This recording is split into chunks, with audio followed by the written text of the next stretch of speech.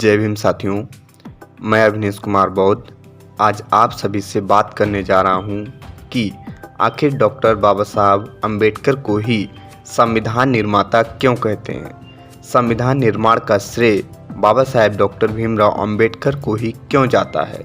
आखिर उन्हें ही संविधान का शिल्पकार क्यों कहते हैं, जबकि संविधान का निर्माण करने के लिए संविधान सभा में लगभग 300 सदस्य थे। वे क्या कर रहे थे। दोस्तों, वीडियो शुरू करने से पहले आपसे रिक्वेस्ट है कि यदि आपने अपने इस चैनल अवनीश आचार्य को सब्सक्राइब नहीं किए हुए तो प्लीज़ चैनल को सब्सक्राइब करें, साथ में बेल आइकन को भी प्रेस करें। तो चलिए हम इन सभी प्रश्नों का उत्तर जानते हैं, वो भी सबूत के साथ, एविडेंस के साथ में कि ये सारी चीज़ें हमें कहाँ से पता चलती हैं। दोस्तों, 26 नवंबर को हमारे देश में संविधान दिवस मनाया जाता है और ऐसा इसलिए क्योंकि 26 नवंबर 1949 को ही भारत का संविधान बनकर तैयार हुआ था, जो दुनिया का सबसे बड़ा लिखित संविधान बना। डॉक्टर बाबा साहब अम्बेडकर संविधान सभा के ड्राफ्टिंग कमेटी के अध्यक्ष थे। 26 नवंबर 1949 को संविधान सभा में संविधान को पेश करते हुए डॉक्टर बाबा साहब अम्बेडकर ने कहा था कि मुझे जो भी श्रेय दिया जा रहा है वो मेरे अकेले का नहीं है, इसका कुछ हिस्सा जाता है सर बी.एन. राव को, जो हमारी इस सभा के संवैधानिक सलाहकार हैं, जिन्होंने संविधान की ड्राफ्टिंग के लिए संविधान का कच्चा मसौदा तैयार किया। इस श्रेय का कुछ हिस्सा उस ड्राफ्टिंग कमेटी के सदस्यों को भी जाना चाहिए। ये तो बाबा साहब का बड़प्पन था कि उन्होंने अपने सहयोगियों को क्रेडिट दिए, क्योंकि असल में तो संविधान बाबा साहब ने ही लिखा था। दोस्तों, जबकि संविधान सभा के ज़्यादातर बैठकों में औसतन 300 सदस्य मौजूद रहे और सभी सदस्यों को संविधान निर्माण में समान अधिकार प्राप्त था, तो आखिर क्यों डॉक्टर अंबेडकर को ही संविधान का निर्माता कहा जाता है। तो दोस्तों, इसका सीधा सा सरल सा जवाब है कि संविधान के निर्माण में सबसे ज़्यादा योगदान बाबा साहब डॉक्टर अंबेडकर का ही था। भारत के पहले प्रधानमंत्री पंडित जवाहरलाल नेहरू की आत्मकथा लिखने वाले व्यक्ति माइकल ब्रेचर ने अपनी पुस्तक नेहरू अ पॉलिटिकल बायोग्राफी में डॉक्टर बाबा साहब अम्बेडकर को भारतीय संविधान का वास्तुकार माना और उनकी भूमिका को संविधान के निर्माण में फील्ड जनरल के रूप में रेखांकित किया। संविधान सभा के सामने संविधान को प्रस्तुत करते हुए बाबा साहब डॉक्टर अंबेडकर ने अपने अंतिम भाषण में गरिमा एवं विनम्रता के साथ इतने कम समय में इतना मुकम्मल और विस्तृत संविधान तैयार करने का श्रेय अपने सहयोगियों को दिया। लेकिन पूरी संविधान सभा इस बात को जानती थी कि ये एक महान लीडर का अपने सहयोगियों के प्रति विनम्र आभार है। दोस्तों, डॉक्टर बाबा साहब भीमराव अम्बेडकर संविधान के ड्राफ्टिंग कमेटी के अध्यक्ष थे, जिसकी जिम्मेदारी संविधान का लिखित प्रारूप प्रस्तुत करना था।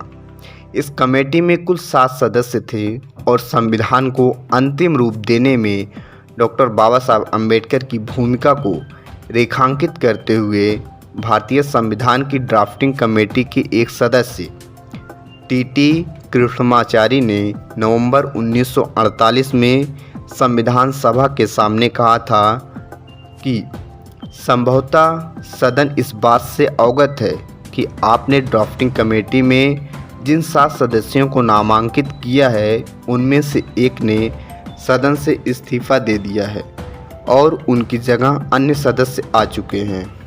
एक सदस्य की इसी बीच मृत्यु हो जाती है और उनकी जगह कोई नए सदस्य नहीं आए हैं। एक सदस्य अमेरिका में थे और उनका स्थान भरा नहीं गया। एक अन्य व्यक्ति सरकारी मामलों में उलझे हुए थे और वह अपनी जिम्मेदारी का निर्वाह नहीं कर रहे थे। 1-2 व्यक्ति दिल्ली से बहुत दूर थे और संभवतः स्वास्थ्य की वजहों से कमेटी की कार्यवाहियों में हिस्सा नहीं ले पाए। सो कुल मिलाकर यही हुआ कि इस संविधान को लिखने का भार डॉक्टर बाबा साहब अम्बेडकर के ऊपर ही आ पड़ा है। मुझे इस बात पर कोई संदेह नहीं है कि हम सबको उनका आभारी होना चाहिए कि उन्होंने इस जिम्मेदारी को इतने सराहनीय ढंग से अंजाम दिया है। दोस्तों, डॉक्टर बाबा साहब अम्बेडकर की जीवनी लिखने वाले क्रिस्तोफ जाफरलो अपनी किताब में लिखते हैं कि हमें ड्राफ्टिंग कमेटी की भूमिका का भी एक बार फिर से आकलन करना चाहिए। यह कमेटी सिर्फ संविधान के प्रारंभिक पाठों को लिखने के लिए जिम्मेदार नहीं थी, बल्कि उसको यह भी जिम्मा सौंपा गया था कि वह विभिन्न समितियों द्वारा भेजे गए अनुच्छेदों के आधार पर संविधान का लिखित पाठ तैयार करे, जिसे बाद में संविधान सभा के सामने पेश किया जाए। सभा के समक्ष कई मसौदे पढ़े गए और हर बार ड्राफ्टिंग कमेटी के सदस्यों ने चर्चा का संचालन और नेतृत्व किया था। अधिकांश बार यह जिम्मेदारी डॉक्टर अंबेडकर ने ही निभाई थी। इसी तथ्य को रेखांकित करते हुए मरहूम समाजशास्त्री प्रोफेसर गेल ओम्वेट लिखती हैं कि संविधान का प्रारूप तैयार करते समय उनके विवादित मुद्दों पर अक्सर गर्मा गर्म बहस होती थी। इन सभी मामलों के संबंध में डॉक्टर अंबेडकर ने चर्चा को दिशा दी, अपने विचार व्यक्त किए और मामलों पर सर्वसम्मति लाने का प्रयास किया। दोस्तों, आइए आपको एक और बात बता दें कि संविधान सभा में डॉक्टर अंबेडकर कानून के सबसे अच्छे जानकार थे और वे मल्टी टैलेंटेड भी थे। डॉक्टर बाबा साहब अम्बेडकर उन चंद लोगों में शामिल थे जो ड्राफ्टिंग कमेटी के सदस्य होने के साथ साथ बाकी 15 कमेटियों में से और भी कई कमेटियों के सदस्य थे। संविधान सभा द्वारा ड्राफ्टिंग कमेटी के अध्यक्ष के रूप में उनका चयन उनकी राजनीतिक योग्यता और कानूनी दक्षता के चलते हुआ था। वो इतने काबिल थे कि कानूनी पेचीदियों को पल भर में सुलझा देते थे। कानून की अवधारणा, उसकी व्याख्या करना और उसके पालन करने की रूपरेखा तैयार करने में उनके जैसा कोई नहीं था। विदेश में अव्वल दर्जे की शिक्षा लेकर लौटे डॉक्टर अंबेडकर उस समय देश के सबसे ज़्यादा पढ़े लिखे लोगों में शुमार थे। संविधान को लिखने, विभिन्न अनुच्छेदों, प्रावधानों के संदर्भ में संविधान सभा में उठने वाले सवालों का जवाब देने, विभिन्न विपरीत और कभी कभी उलट से दिखने वाले प्रावधानों के बीच संतुलन कायम करने में और संविधान को भारतीय समाज के लिए एक मार्गदर्शक दस्तावेज के रूप में प्रस्तुत करने में डॉक्टर बाबा साहब अम्बेडकर की सबसे प्रभावी और निर्णायक भूमिका थी। संविधान सभा के अंतिम भाषण में बाबा साहब ने कहा था कि मैं यहाँ पर संविधान की अच्छाइयाँ गिनाने नहीं जाऊँगा, क्योंकि मुझे लगता है कि संविधान कितना भी अच्छा क्यों ना हो, वो अंततः बुरा साबित होगा यदि उसे चलाने वाले लोग बुरे हैं, और संविधान कितना भी बुरा क्यों ना हो, वो अंततः अच्छा साबित होगा अगर उसे चलाने वाले लोग अच्छे हैं। दोस्तों, बाबा साहब ने 2 साल 11 माह और 18 दिन में भारत को एक ऐसा संविधान बनाकर दिया जो जाति, लिंग, भाषा, क्षेत्र और धर्म के आधार पर कोई भेदभाव नहीं करता।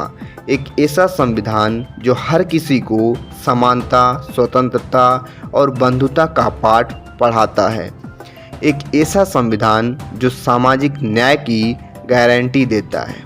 इसलिए डॉक्टर बाबा साहब अम्बेडकर को ही भारत के संविधान का जनक कहा जाता है, भारत के संविधान का शिल्पकार कहा जाता है, भारत के संविधान का निर्माणकर्ता कहा जाता है। दोस्तों, इन सभी चीज़ों से आपको पता चल गया कि आखिर हम बाबा साहब को संविधान का जनक क्यों कहते हैं।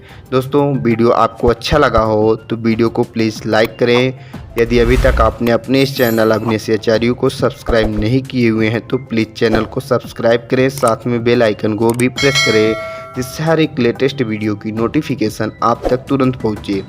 दोस्तों, इस वीडियो को ज़्यादा से ज़्यादा व्हाट्सएप ग्रुप, फेसबुक और भी जितनी जगह हैं वहाँ पर आप शेयर करें अपने फ्रेंड, रिश्तेदार और भी लोगों के साथ में इस वीडियो को ज़्यादा से ज़्यादा शेयर करें, जिससे उन लोगों को भी पता चल सके कि आखिर हम बाबा साहब को ही संविधान का जनक क्यों कहते हैं। दोस्तों वीडियो देखने के लिए आप सभी को धन्यवाद। जय भीम, जय भारत, जय संविधान।